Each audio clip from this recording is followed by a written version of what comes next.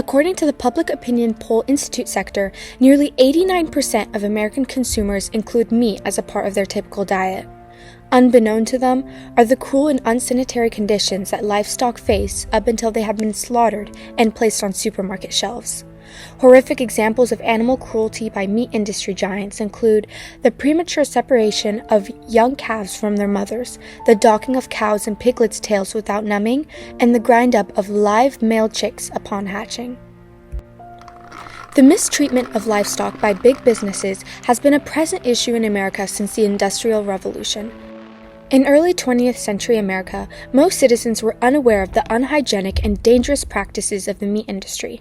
This led to the publication of The Jungle, a novel written by political activist Upton Sinclair in 1906 to criticize the climate of the American meat industry.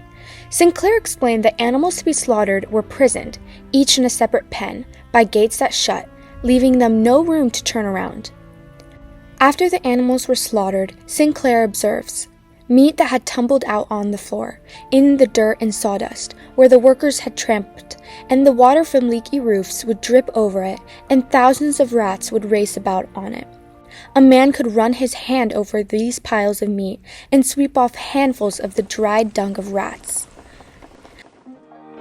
Sinclair's findings caused mass outrage and led to the creation and passing of the Pure Food and Drug and Meat Inspection Acts of 1906, and also established the Food and Drug Administration as a consumer protection agency.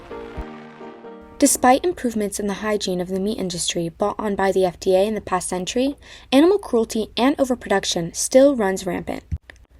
According to Petpedia, 66% of all livestock worldwide is raised on factory farms as a part of a profitable, rapidly moving industry of mass production. Caleb Barron is the owner of Fogline Farm, a poultry farm located in California on the Santa Cruz Mountains. According to Barron, meat packaging labeled pasture-raised is highly deceiving. The larger corporations are throwing their chickens in a dirt lot, saying they're outdoors and on pasture. Most of the factory farms have proper ventilation. There are just so many chickens in there. Founder of Saratoga Meat and Fish, Tony Nora, describes the poor quality feed grazing livestock is given. Feedlots buy from these large corn and grain producing companies.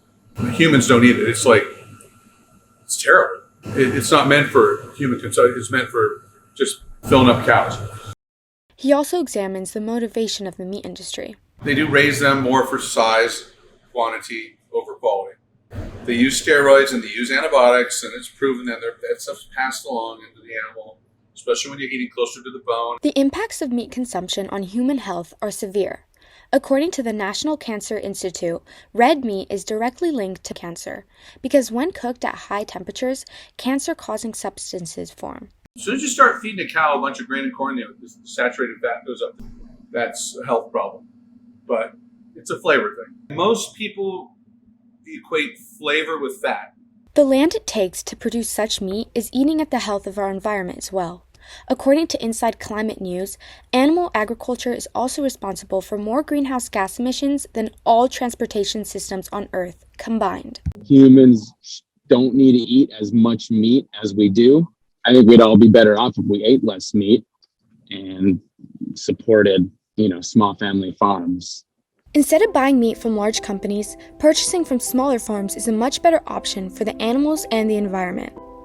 It is also worth considering the switch to plant-based meat from brands like Beyond Meat or Impossible Burger, or even a vegetarian diet. But a step that everyone can take is to simply consume less meat. According to scientific reports, reducing meat consumption by 25% would lower carbon emissions by 82 million metric tons. The American meat industry has evolved significantly since its origin, yet it is far from ideal. The key is to change lies within American consumers.